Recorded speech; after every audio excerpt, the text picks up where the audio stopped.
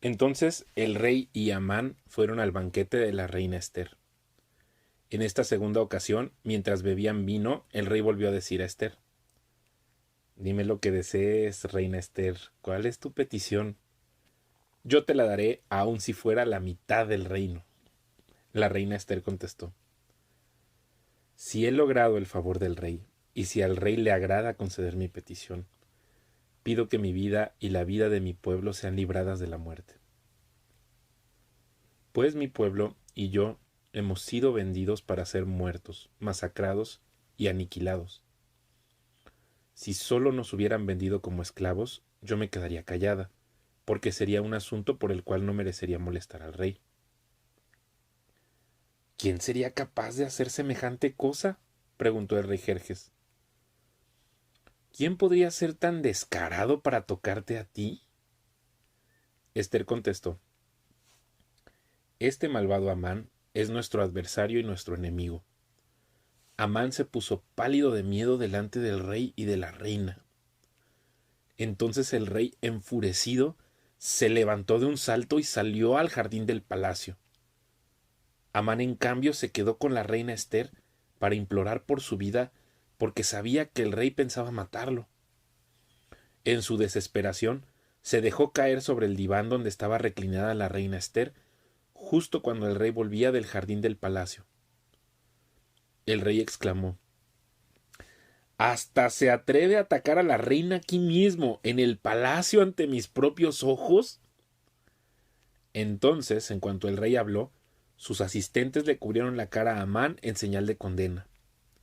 Luego Arbona, uno de los eunucos del rey, dijo: Amán ha levantado un poste afilado de 22,5 metros en el patio de su casa. Tenía pensado utilizarlo para atravesar a Mardoqueo, el hombre que salvó al rey de ser asesinado. Que atraviesen a Amán en ese poste, ordenó el rey. Entonces atravesaron a Amán con el poste que había levantado para Mardoqueo, y la furia del rey se calmó. Ese mismo día el rey Jerjes entregó a la reina Esther las propiedades de Amán, el enemigo de los judíos. Luego llevaron a Mardoqueo ante el rey, porque Esther le había contado al rey el parentesco que había entre ellos. El rey se quitó el anillo con su sello oficial, el cual había recuperado de Amán, y se lo dio a Mardoqueo. Y Esther nombró a Mardoqueo como encargado de las propiedades de Amán. Luego Esther volvió a presentarse ante el rey, cayó a sus pies y le suplicó con lágrimas que detuviera el plan siniestro que Amán, el agageo, había conspirado contra los judíos. Nuevamente el rey extendió su cetro de oro hacia Esther, de modo que ella se levantó y permaneció de pie delante de él.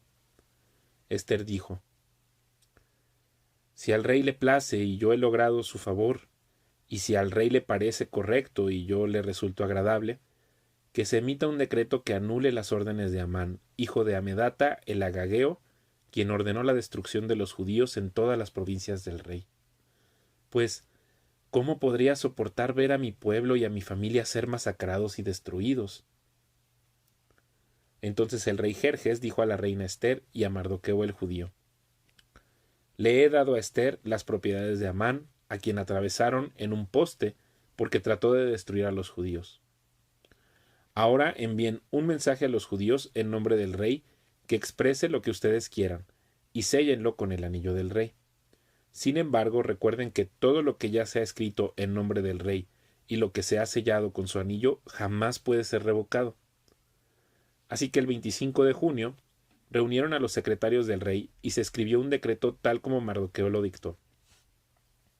Lo enviaron a los judíos y a los funcionarios de más alta posición, a los gobernadores y a los nobles de las 127 provincias que se extendían desde la India hasta Etiopía. Este decreto se escribió en los propios sistemas de escritura y en los propios idiomas de cada pueblo del imperio, incluido el de los judíos. El decreto se redactó en nombre del rey Jerjes y fue sellado con el anillo del rey. Mardoqueo envió los comunicados por medio de mensajeros veloces, quienes montaban caballos rápidos, criados especialmente para el servicio del rey. El decreto del rey les daba autoridad a los judíos de todas las ciudades para unirse y defender su vida. Se les permitía matar, masacrar y aniquilar a cualquiera, de cualquier nacionalidad o provincia, que los atacara a ellos o a sus esposas e hijos. También podían apoderarse de los bienes de sus enemigos. El día escogido para llevar a cabo esa acción en todas las provincias del rey Jerjes fue el 7 de marzo del año siguiente.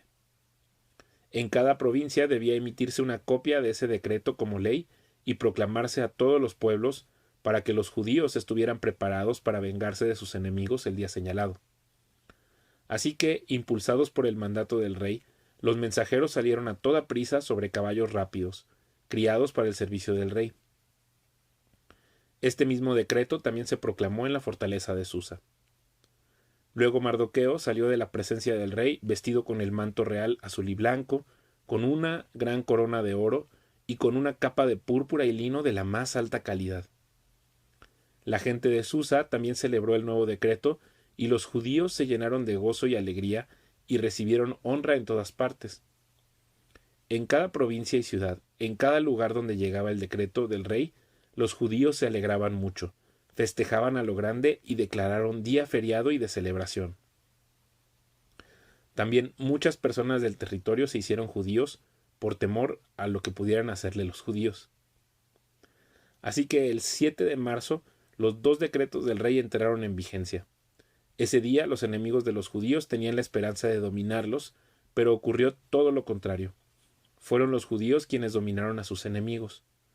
Los judíos se reunieron en sus ciudades, en todas las provincias del rey, para atacar a todo el que intentara hacerles daño, pero nadie pudo hacerles frente porque todos les tenían miedo. Además, todos los nobles de las provincias, los funcionarios de más alta posición, los gobernadores y los funcionarios reales ayudaron a los judíos por temor a Mardoqueo. Pues a Mardoqueo lo habían ascendido a un alto cargo en el palacio del rey, y su fama se extendía por todas las provincias a medida que se hacía más y más poderoso. Así que el día señalado los judíos hirieron de muerte a sus enemigos a filo de espada. Mataron y aniquilaron a sus enemigos e hicieron lo que quisieron con quienes los odiaban. En la propia fortaleza de Susa, los judíos mataron a 500 hombres. También mataron a Parsandata, a Dalfón, a Aspata, a Porata, a Adalía, a Aridata, a Parmasta, a Arisai, a Aridai y a Baisata, los 10 hijos de Amán, hijo de Amedata, el enemigo de los judíos, pero no se quedaron con ninguna de sus pertenencias. Ese mismo día, cuando se le informó al rey el número de muertos en la fortaleza de Susa, hizo llamar a la reina Ester y le dijo: Los judíos mataron a 500 hombres solo en la fortaleza de Susa, además de los 10 hijos de Amán. Si aquí hicieron eso, ¿qué habrá pasado en el resto de las provincias? Ahora bien, ¿qué más quieres? Te será concedido, dímelo y lo haré. Ester contestó: Si al rey le agrada que a los judíos de Susa se les dé el permiso para hacer mañana lo que hicieron hoy, y que los cuerpos de los 10 hijos de Amán sean atravesados en un poste. El rey estuvo de acuerdo y el decreto se hizo público en Susa. Atravesaron los cuerpos de los 10 hijos de Amán. Luego, el 8 de marzo, los judíos de Susa se reunieron y mataron a 300 hombres más, y otra vez tampoco se quedaron con ninguna de sus pertenencias. Mientras tanto, los demás judíos en todas las provincias del rey se reunieron para defender su vida. Quedaron aliviados de todos sus enemigos al matar a 75,000 de los que los odiaban, pero no se quedaron con ninguna de sus pertenencias. Eso ocurrió en todas las provincias el 7 de marzo y el día 8 descansaron para celebrar su victoria con un día de fiesta y alegría. Los judíos de Susa mataron a sus enemigos el día 7 de marzo, continuaron el 8 y luego el día 9 descansaron y lo designaron su día de fiesta y alegría. De manera que hasta el día de hoy, los judíos del campo que viven en aldeas remotas celebran un día feriado anualmente en el día señalado a finales de invierno, en el cual se alegran y se mandan regalos de comida unos a otros. Mardoqueo registró esos acontecimientos y envió cartas a los judíos que vivían cerca y lejos en todas las provincias del rey Jerjes, para motivarlos a celebrar cada año un festival durante esos 2 días. Les dijo que debían celebrar esos días con alegría y festejos, obsequiándose porciones de comida unos a otros y haciendo regalos a los pobres. Ese festival conmemoraría el tiempo en que los judíos quedaron aliviados de sus enemigos, cuando su dolor se convirtió en alegría y su duelo en gozo. Así que los judíos aceptaron la propuesta de Mardoqueo y adoptaron esa costumbre anual. Amán, hijo de Amedata, el agageo, el enemigo de los judíos, había conspirado para aplastarlos y destruirlos en la fecha escogida al echar suertes. A las suertes se les llamaba Purim. Pero cuando Ester se presentó ante el rey, él emitió un decreto que causó que el plan siniestro de Amán se volviera en su contra, y tanto Amán como sus hijos fueron atravesados en un poste afilado.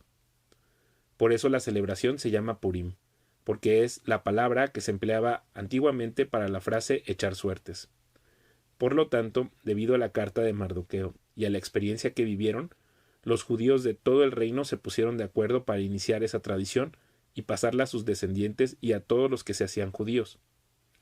Declararon que jamás dejarían de celebrar cada año esos 2 días prescritos en la fecha señalada. Esos días se recordarían y se mantendrían de generación en generación y serían celebrados por cada familia en todas las provincias y ciudades del imperio. El festival de Purim nunca dejaría de celebrarse entre los judíos, ni se extinguiría de entre sus descendientes el recuerdo de lo ocurrido. Luego la reina Ester, hija de Abihail, junto con Mardoqueo, el judío, escribieron otra carta en la cual la plena autoridad de la reina respaldaba la carta de Mardoqueo para establecer el festival de Purim. Se enviaron cartas con deseos de paz y seguridad a los judíos de las 127 provincias del imperio de Jerjes. Esas cartas establecían la celebración anual del festival de Purim, en las fechas señaladas, como lo habían decretado el judío Mardoqueo y la reina Ester. El pueblo decidió celebrar el festival de la misma manera que había decidido establecer el tiempo de su ayuno y luto para sí y sus descendientes. Así que el mandato de Ester confirmó la costumbre del Purim y todo quedó escrito en los registros. El rey Jerjes impuso un tributo en todo su imperio, incluso hasta las costas lejanas. Sus grandes logros y el relato completo de la grandeza de Mardoqueo, a quien el rey había ascendido, están registrados en el libro de la historia de los reyes de Media y Persia. Mardoqueo, el judío, llegó a ser primer ministro, segundo en mando después del propio rey Jerjes. Fue un hombre muy importante entre los judíos, de gran estima ante ellos, porque siguió actuando a favor de su pueblo y defendió el bienestar de todos sus descendientes.